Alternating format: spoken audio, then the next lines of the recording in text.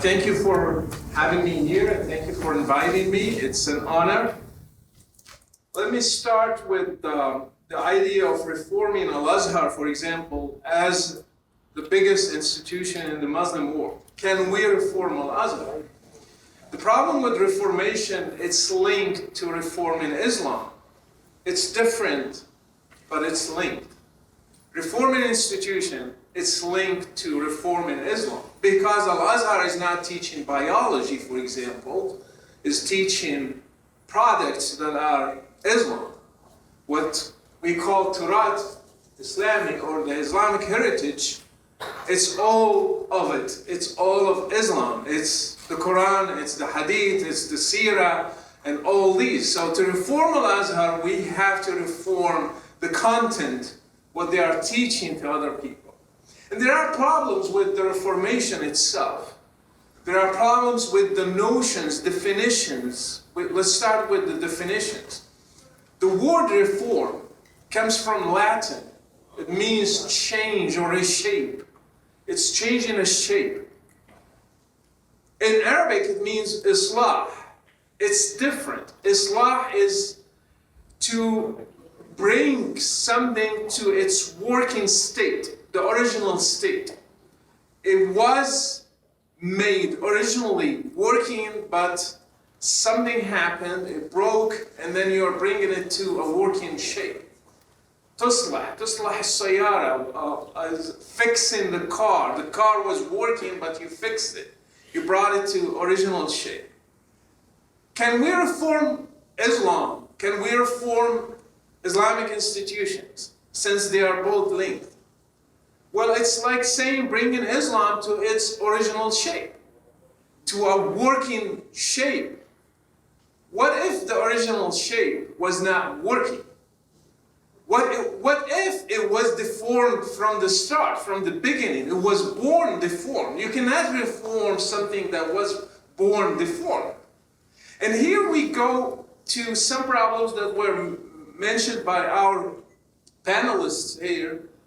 There are 4 mistakes. Those who believe in Reformation, they have 4 fundamental misunderstandings. First, they assume that all religions are the same.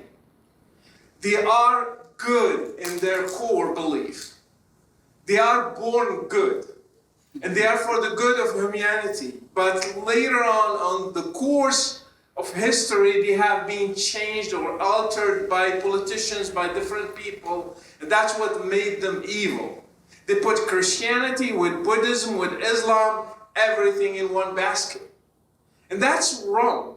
We cannot approach religions with the same mentality. They are not the same. There are some religions, they are peaceful from the start. There are other religions, they are not peaceful, they are violent from the start. There are religions where the leader was peaceful. There are religions where the leader was violent.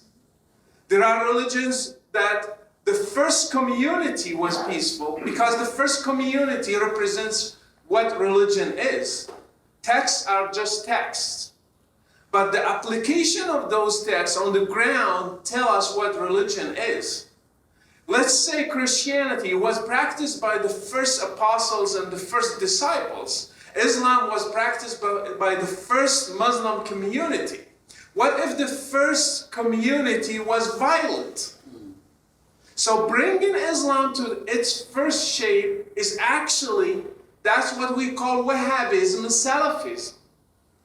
And it will not give us a better results. It will give us probably a disaster. The second problem is comparing Islam to Christianity. Since the Reformation was successful with Christianity, either through Protestants or through Catholics, because there are Catholic Reformation as well. So because it was successful, then it must be successful with Islam. Well, that has an assumption that Christianity is like Islam and the West is like the East, and that's not happening. It doesn't exist. The West is not the East, and Christianity is not Islam. And Jesus is not Muhammad, and the Bible is not the Quran. we have main differences that will be an obstacle in front of reformation. The third problem is the wishful thinking. I wish that Islam can be reformed. I hope, I pray. But is it going to happen? That's a different story. People in the West, they wish that Islam can be reformed. And because they have this wishful thinking, they want it to happen, and they encourage everybody who says, I am a reformist. I want to reform Islam. They encourage him, they clap for him, and they bring him to the front stage because they want that to happen. But on a pragmatic level, it's not going to happen. It's just wishful thinking. The problem has another minor problem in it. The idea of reforming something is easier than confronting the whole thing. So since it's easier, we prefer reformation. Confrontation is not welcome, especially in the West.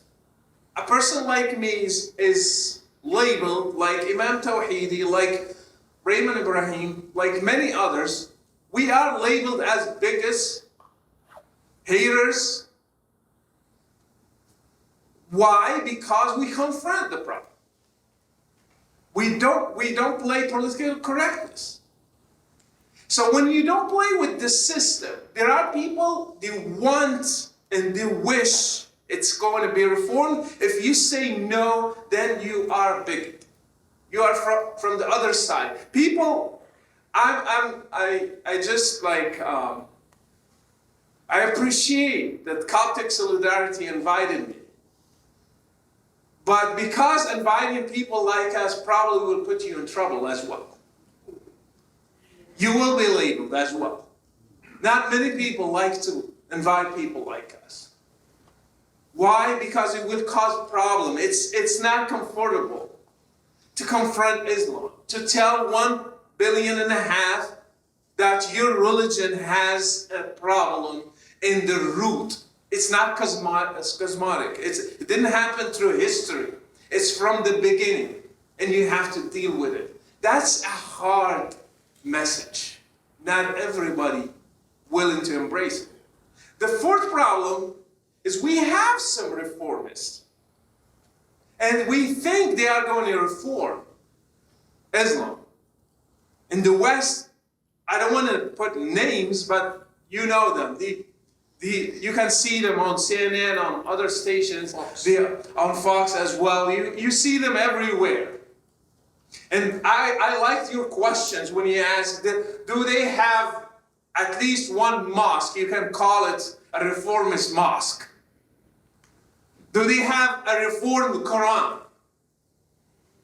Do they have a reformed hadith? A reformed biography? Zero. They are not changing the Muslim world. They are changing the Western world. So they are doing the opposite of what they are claiming.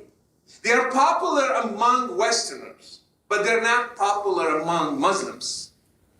So the change, if it's happening here among those who do not need change. It's an opposite reformation, actually. Or actually, it's selling a product that people want to buy, but it's not a real product. It's selling you what you wish. You wish Islam to be reformed? Yes, we can reform it. When? Wallahu a'lam.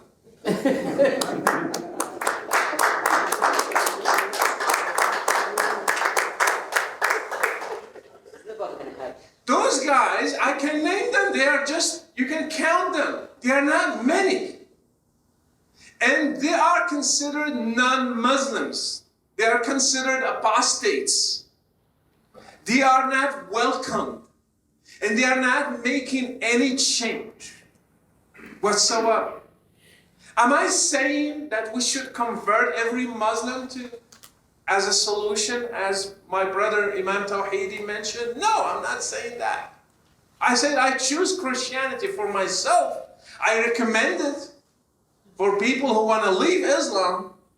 But I'm not saying that's the only solution. The solution is we have first to diagnose the problem. To say, what's the problem? Is it to reform Islam? Or to say what Islam is first? Where is the problem? Is it in Al-Azhar or in the product of the Al-Azhar teaching? Is it in the text or what happened through history? I think it is in the root. It is in the religion itself. How to deal with it then?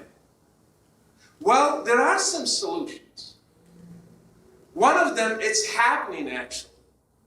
Until 1961, slavery was allowed in the Muslim world. We didn't reform Islam to change slavery. We just forced the Muslim world to follow the international laws to abandon slavery. Do they still have it in the text? They still have it. Are they able to apply it on the ground? No. Let's say hand amputation, lashing people, stoning people. Did we achieve that by reforming Islam? No, we didn't. Do they still believe in it? Yes, they do. Does the Quran still have those texts? Yes. How did we achieve that in Egypt, for example, they don't stone somebody who committed adultery? They don't cut the hands of a thief. They put him in jail. In Morocco, the same thing. How did we achieve that? By forcing them to follow the international laws. By disabling those texts. If you want to pray to your God using those texts, you're welcome. Go do it. But you cannot apply it on the ground. Because it's inhumane. It's not welcome internationally. So how are we going to achieve it? By forcing Muslim countries to embrace the international human rights. By separation between the state and religion. By respecting religious freedom. They are not going to attain it through reformation, but by people like you and by countries like United States making Muslim world submit to the international community. That's how we are going to achieve results. In Morocco, for example, they could have killed apostates like me. They can't. Not because they don't believe in it. No. Because they are afraid of the international community. So we can make some changes, but not through reformation, but through people like you and through countries in the Western world. But thank you and God bless you.